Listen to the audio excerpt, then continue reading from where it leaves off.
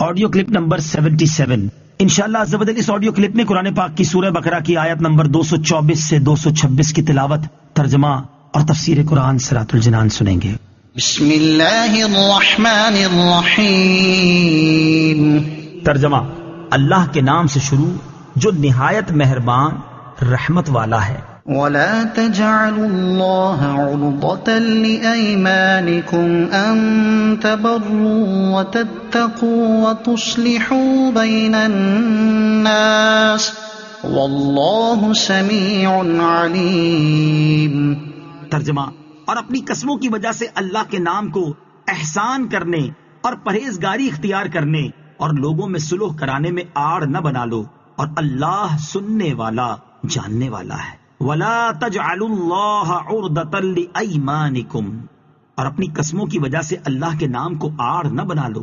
حضرت عبداللہ بن رواحہ رضی اللہ تعالیٰ عنہ نے قسم کھائی تھی کہ میں اپنے بہنوئی حضرت نعمان بن بشیر رضی اللہ تعالیٰ عنہ سے نہ کلام کروں گا، نہ ان کے گھر جاؤں گا، اور نہ ان کے مخالفین سے ان کی صلح کرواؤں گا۔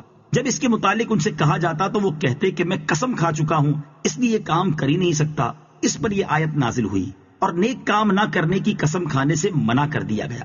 نیکی سے باز رہنے کی قسم کھانے والے کو کیا کرنا چاہیے؟ یہاں ایک اہم مسئلہ یاد رکھیں کہ اگر کوئی شخص نیکی سے باز رہنے کی قسم کھا لے تو اس کو چاہیے کہ قسم کو پورا نہ کرے، بلکہ وہ نیک کام کرے اور قسم کا کفارہ دے۔ حضرت ابو ہریرہ رضی اللہ تعالیٰ سے مروی ہے، مسلم شریف کی حدیث میں ہے، رسول اکرم صلی اللہ تعالیٰ علیہ وسلم نے فرمایا، جس شخص نے کسی امر پر قسم کھا لی پھر معلوم ہوا کہ خیر اور بہتری اس کے خلاف میں ہے تو چاہیے کہ اس امر خیر کو کر لے اور قسم کا کفارہ دے۔ یہی حکم سورہ نور آیت نمبر 22 میں بھی مذکور ہے۔ لا يؤاخذكم الله باللغو في أيمانكم ولكن يؤاخذكم بما كسبت قلوبكم والله غفور حليم۔ ترجمہ: اور اللہ ان قسموں میں تمہاری گرفت نہیں فرمائے گا جو بے ارادہ زبان سے نکل جائے، ہاں اس پر گرفت فرماتا ہے جن کا تمہارے دلوں نے قصد کیا ہو، اور اللہ بہت بخشنے والا بڑا حلم والا ہے۔ لا یؤاخذکم اللہ باللغو فی ایمانکم، اور اللہ ان قسموں میں تمہاری گرفت نہیں فرمائے گا جو بے ارادہ زبان سے نکل جائے۔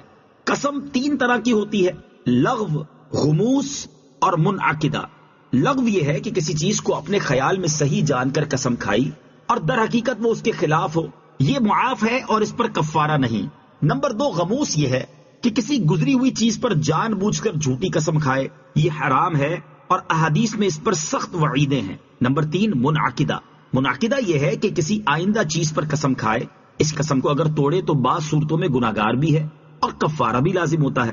صدر الشریعہ مفتی امجد علی اعظمی رحمۃ اللہ تعالی علیہ فرماتے ہیں، قسم کھانا جائز ہے مگر جہاں تک ہو کمی بہتر ہے، اور بات بات پر قسم کھانی نہ چاہیے۔ اور بعض لوگوں نے قسم کو تقیہ کلام بنا رکھا ہے کہ قصد و بے قصد زبان سے جاری ہوتی ہے، اور اس کا بھی خیال نہیں رکھتے کہ بات سچی ہے یا جھوٹی، یہ سخت معیوب ہے۔ للذین یؤلون من نسائهم تربص 4 اشہر فإن فاءوا فإن اللہ غفور رحیم۔ ترجمہ: اور وہ جو اپنی بیویوں کے پاس نہ جانے کی قسم کھا بیٹھیں ان کے لیے 4 مہینے کی مہلت ہے، پس اگر اس مدت میں وہ رجوع کر لے تو اللہ بخشنے والا مہربان ہے۔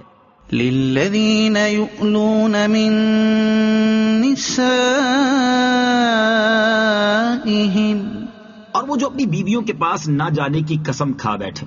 تفسیر صراط الجنان میں ہے، یہ قسم کھانا کہ میں اپنی بیوی سے 4 مہینے تک یا کبھی صحبت نہ کروں گا، اسے ایلا کہتے ہیں۔